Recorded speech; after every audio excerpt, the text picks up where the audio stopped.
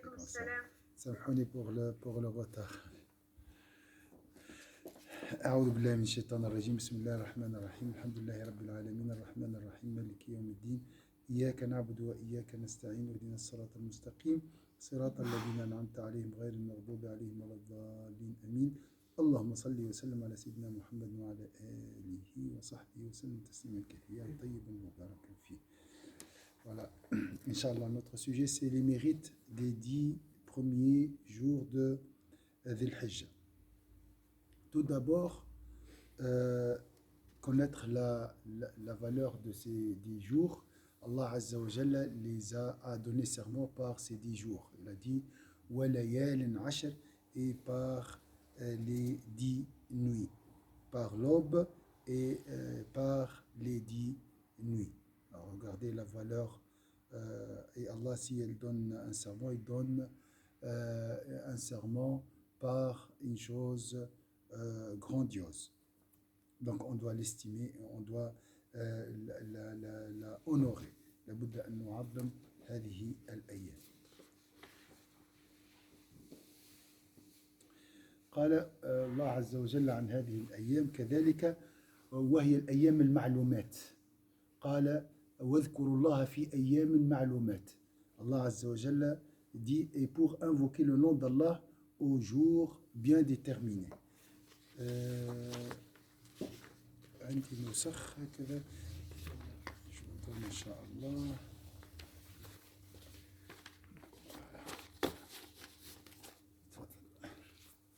تفضل أستاذ كذلك عندي.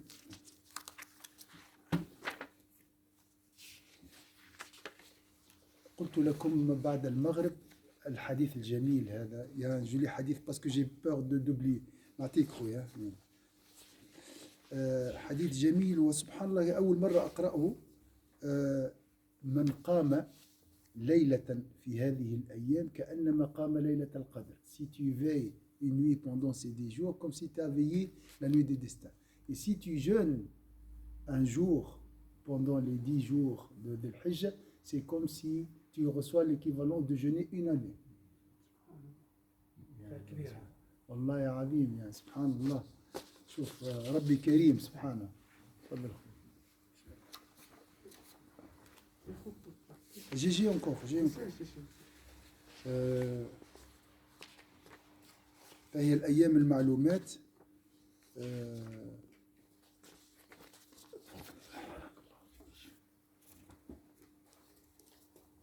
وهي طبعا في هذا الشهر وهو آخر شهر من هذه السنة. C'est le dernier mois de l'année Hégire. Et le Hajj ici aussi, c'est l'adoration de la vie. Donc c'est une fois obligatoire dans notre vie.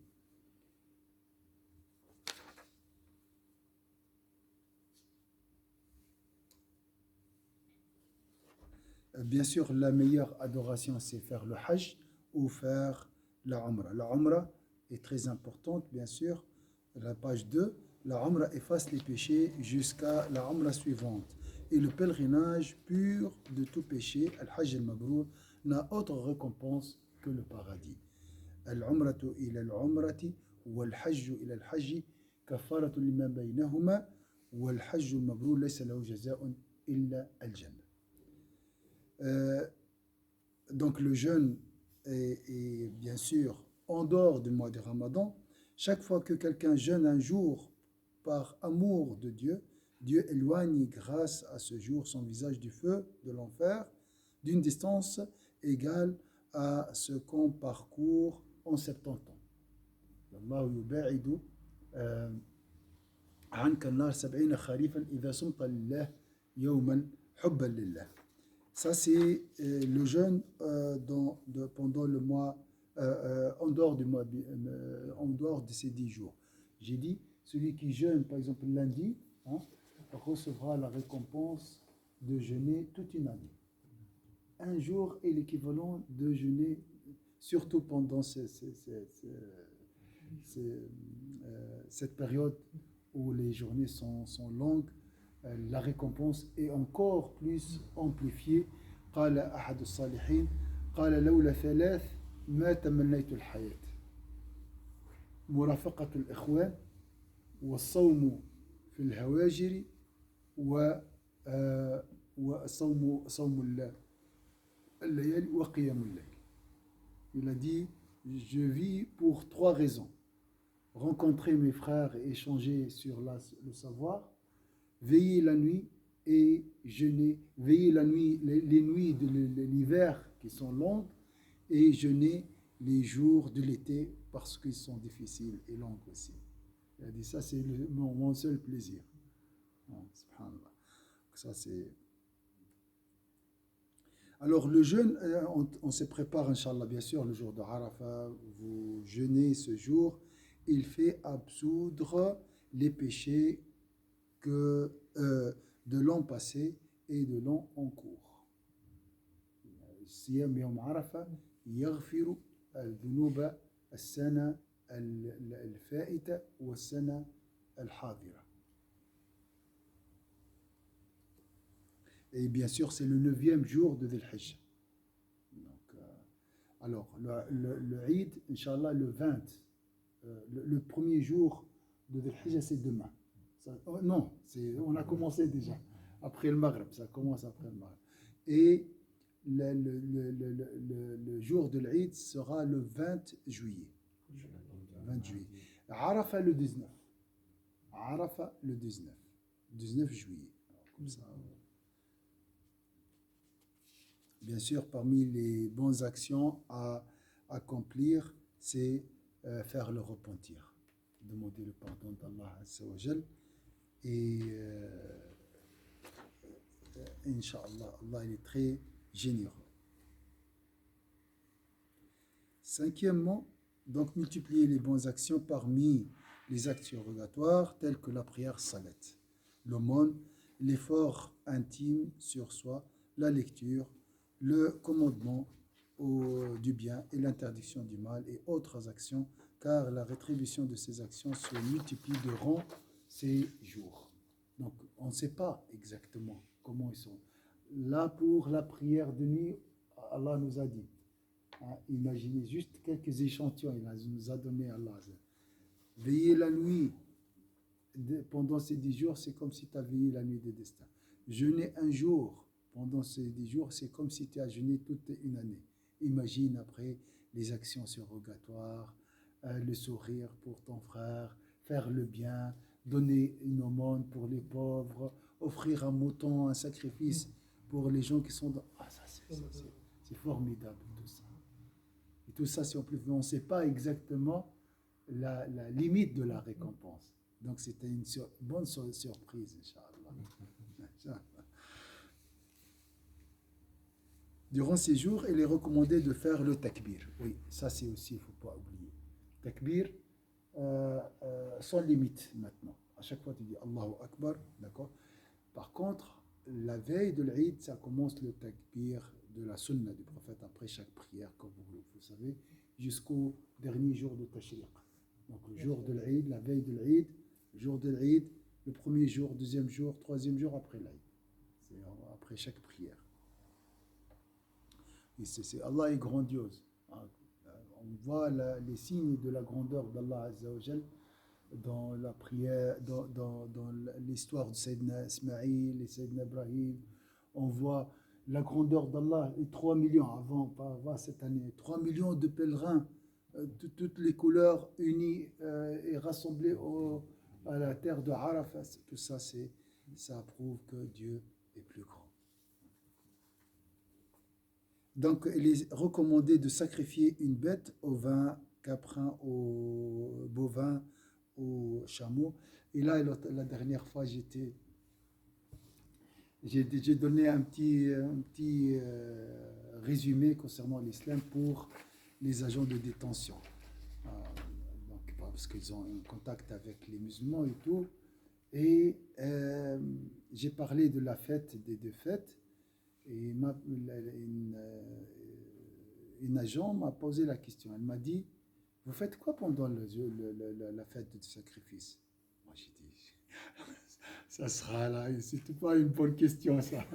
Alors, mais je dois, voilà. J'ai dit, voilà, on sacrifie un mouton, une chèvre, un chameau. On fait comme ça. C'est sauvage. J'ai dit, mais attention, l'objectif, c'est pas vraiment de manger. L'objectif, même nous, on a oublié. L'objectif, c'est donner aux pauvres. Vous savez que 27 000 personnes crèvent de faim chaque jour. Il y a des gens qui rêvent de manger la viande. Nous, alhamdoulilah, on a les moyens. Mais je leur dis, moi, dans ma vie, quand j'étais jeune, j'étais enfant, je mange vraiment la viande comme il faut le jour de l'Aïd.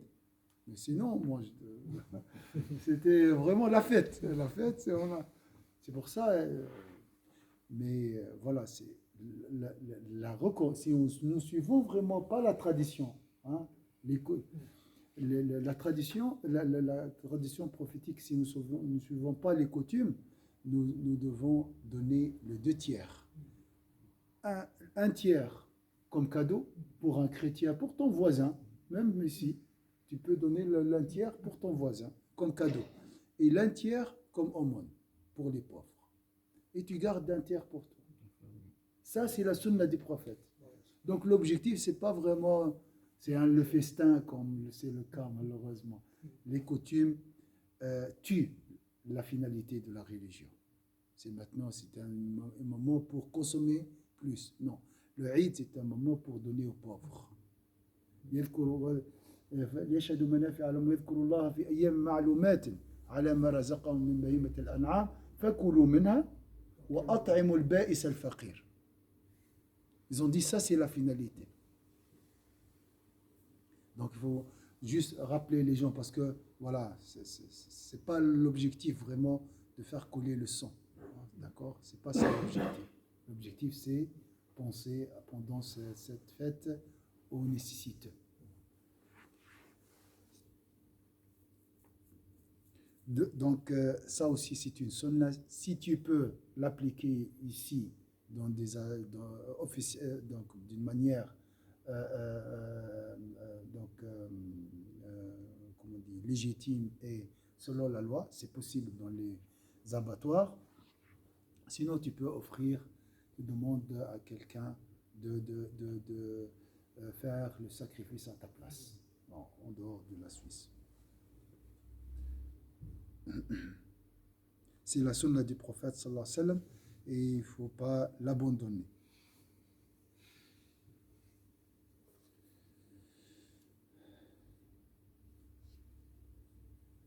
Alors, il y a ici une question, souvent vous allez la rencontrer de toute façon. Est-ce qu'on doit couper les ongles et les cheveux ou non? Il y a deux avis. Il y a des ulama, ils ont dit, pour vivre la spiritualité de l'Hajj, on essaye vraiment de faire comme les pèlerins. Ne pas couper les ongles, ne pas couper les cheveux pendant les 6 jours. Il y a d'autres ulama qui ont dit non. Ça, ils ont dit seulement pour le monsieur qui lui gorge le jour de Voilà. Pour lui, celui qui veut sacrifier une offrande. Et d'autres ulama, ils ont dit, même si tu veux sacrifier, tu n'es pas obligé. C'est une recommandation. Ce n'est pas une obligation. Tu n'es pas obligé de... voilà. Ça, c'est... Il y a des gens qui ont dit c'est une sunna et c'est une... Voilà.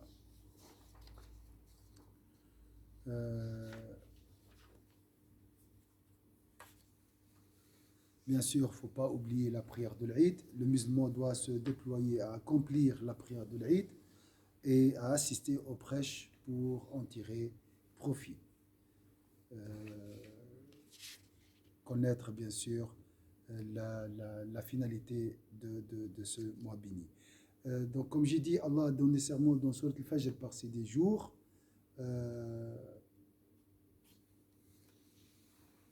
Plusieurs ulama disent que les 10 jours sont les 10 jours de Dhul Hijjah.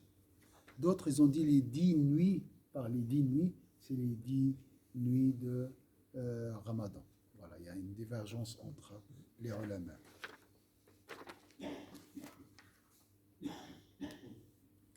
Le verset, comme on a mentionné, ils sont appelés les jours déterminés ou les jours connus. Ayyam ma'loumat. Al-ayyam al-ma'doudat, c'est les jours de tashriq. Hein. Les jours dénombrés, ce sont les jours qui suivent le Eid.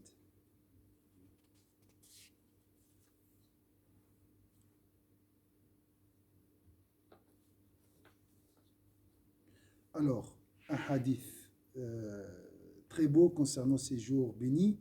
Il n'y a aucun acte qui est plus pur auprès d'Allah et qui a une plus grande récompense qu'un bien qui est pratiqué dans les 10 jours de Al-Idha. Ils ont dit, pas même le combat dans le sentier d'Allah, le prophète sallallahu alayhi wa sallam a dit, pas même le combat dans le sentier d'Allah, sauf un homme qui est sorti avec son âme et son argent et n'est revenu avec rien de cela. Donc, les actions pendant ce mois béni, ce que vous faites d'habitude, venir à la mosquée, les actions surrogatoires, dépassent dans leur valeur le jihad armé. Subhanallah.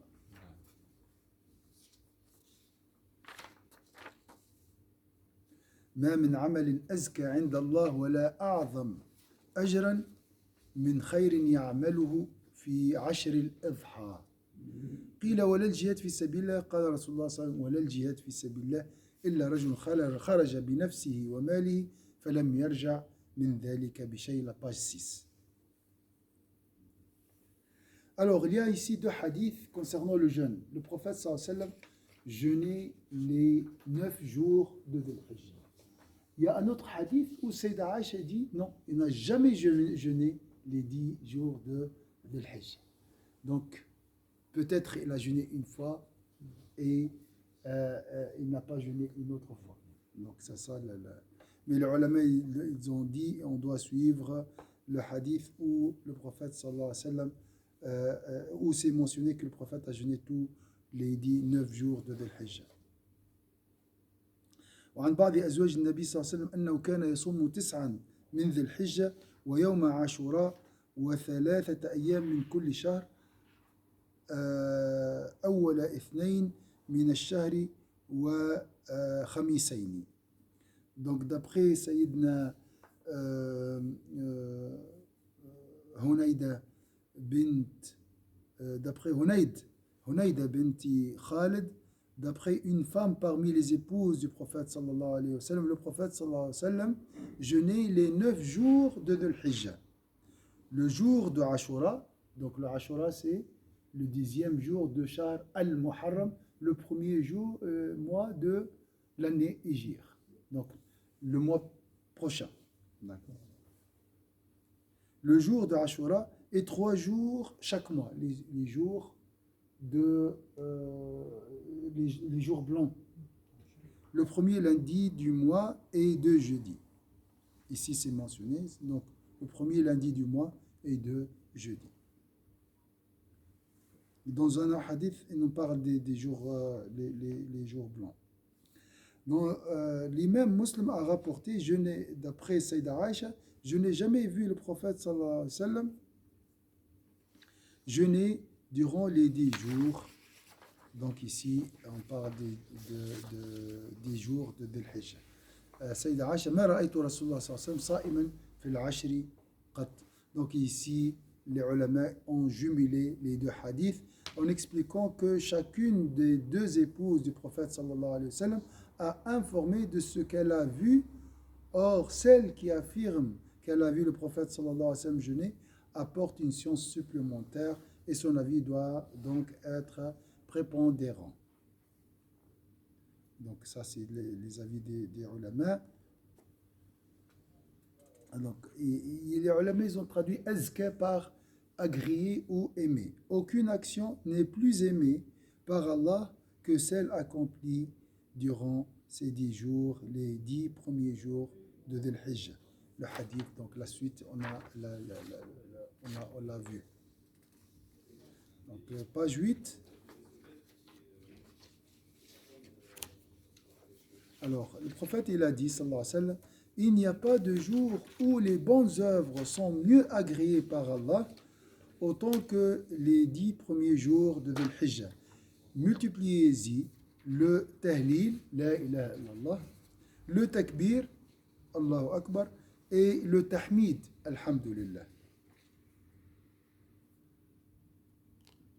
Donc les actions, comme on a dit, les plus méritoires durant ces jours, le hajj, la récompense est immense, Inch'Allah avec le cœur, comme on a dit.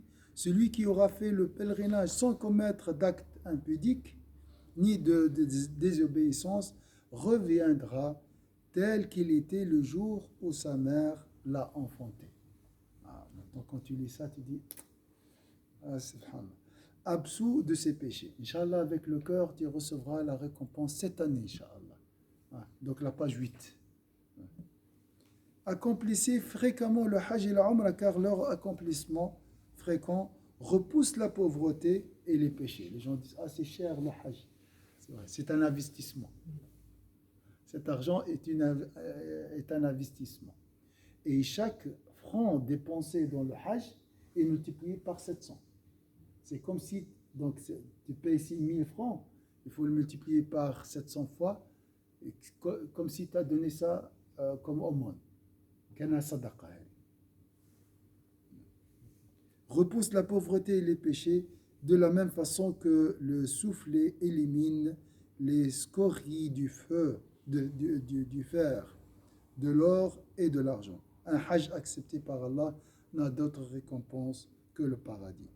Le jeûne, donc on a parlé du jeûne, on va voir le hadith tout de suite, Inch'Allah, page 9. Quiconque jeûne un jour, ça on l'a dit. Alors, le jeûne de chacun de ces jours, équivaut au jeûne d'une année. Subhanallah. Et alhamdoulilah, maintenant, il y a beaucoup de gens qui sont en vacances. On a la possibilité de jeûner.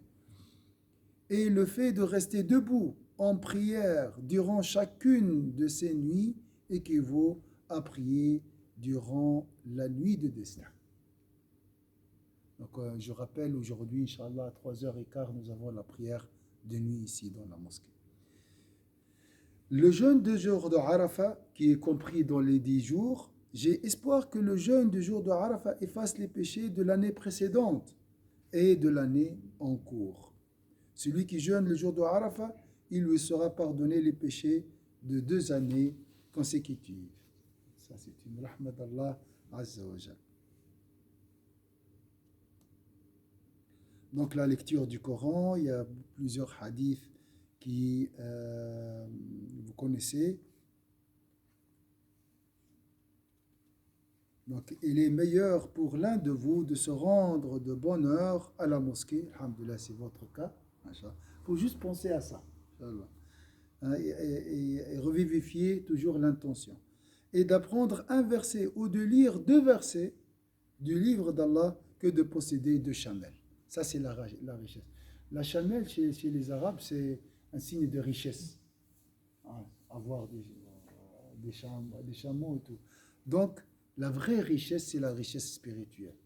Et alhamdoulilah, ici en Suisse, on a travaillé, on a connu le franc, alhamdoulilah. Maintenant, c'est le moment, Inch'Allah, pour retrousser les manches et remplir le compte spirituel. Inch'Allah. Pour connaître la vraie richesse. Parce que cette richesse matérielle est un moyen pour remplir le cœur par l'amour d'Allah Azza wa Jal. On doit manger pour adorer Allah Azza wa Jal. On doit se marier pour mieux adorer Allah. C'est un moyen. Mais la finalité, c'est l'amour d'Allah. La lecture de 3 versets est meilleure que de posséder 3 chamelles. Et la lecture de 4 versets est meilleure que de posséder 4 chamelles ou leur équivalent en nombre de chameaux. Donc, quatrièmement, la prière. Le prophète sallallahu alayhi wa sallam a dit, la prière est la meilleure chose accomplie. Alors, celui qui peut multiplier sa pratique, le fasse. Rien n'est meilleur pour le fils d'Adam que l'accomplissement de la prière, de la réconciliation des gens, et la bonne moralité. l'équilibre.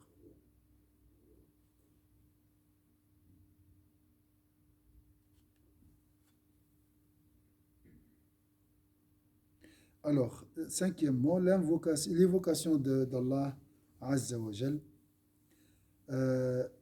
Allah, exalté soit-il, a dit la plus aimée des paroles auprès d'Allah, exalté soit-il, est son évocation. La meilleure parole. C'est un moyen d'atteindre le succès dans ce monde et dans l'au-delà, bien sûr. Page 11. Pour participer aux avantages qui leur ont été accordés et pour invoquer le nom d'Allah aux jours fixés. Pendant donc ces jours fixés sont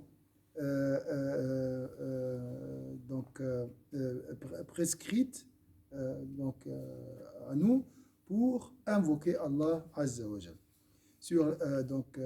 Invoquer le nom d'Allah aux jours fixés sur la bête de cheptel qu'il leur a attribué. Mangez-en vous-même et faites-en manger les besogneux misérables. Ça, c'est la finalité de l'Aïd. L'aumône, bien sûr, à la fin de la page 11. Ça, c'est aussi, une, Inch'Allah, parmi les actions agréées, aimées, amplifiées pendant ce mois, ces 10 jours. Les personnes les plus aimées d'Allah sont les plus utiles aux autres. Inch'Allah, tu essaies d'être utile à quelqu'un pendant ces 10 jours. Inch'Allah, soit ici, soit ailleurs. Et l'œuvre la plus aimée d'Allah, exalté soit-il, est le fait de rendre un musulman heureux. Subhanallah. Si tu n'arrives pas, fais dua pour lui. Subhanallah. Des fois, voilà, tu n'as pas les moyens. Hein. Allah donne-lui le bonheur. Aide mon frère à trouver un appartement, à trouver un travail avec le cœur. Il ne faut pas oublier que le dua pour ton frère est agréé, est exaucé. Dua al-mu'min li akhihi bidar ghayb la yurad. Et le fait de rendre un musulman heureux en dissipant sa peine. Wallah, c'est bien d'offrir un sacrifice pour une famille. On ne sait jamais, un frère, on sait des fois, subhanallah, on a beaucoup de charges, on a les parents, nous avons des fois un frère, on ne sait jamais, j'ai le flyers en Guinée, Bissau, tu peux acheter un sacrifice à 80 francs, c'est pas beaucoup.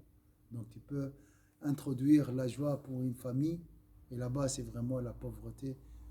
Avec 80 francs. Inch'Allah, si vous êtes intéressé, je peux vous envoyer par WhatsApp le flyer, c'est le contact des frères, Inch'Allah. 80 francs, des fois, ça ne remplit pas un chariot ici. Alhamdulillah.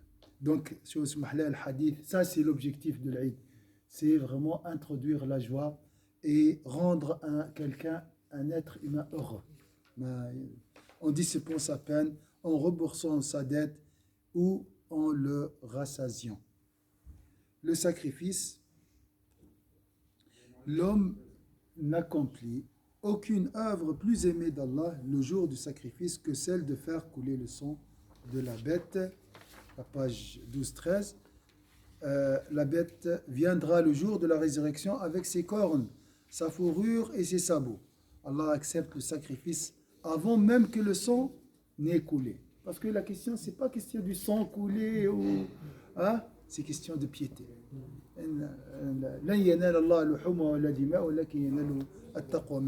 Alors faites le sacrifice de bon gré.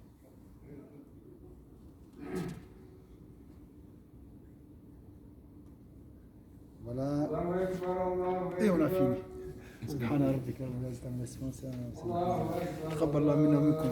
Inch'Allah, pour celles et ceux qui partent, Inch'Allah, bon Eid, Inch'Allah, d'avance, Inch'Allah. Vous pouvez garder les feuilles avec vous. Salam alaikum wa sallam.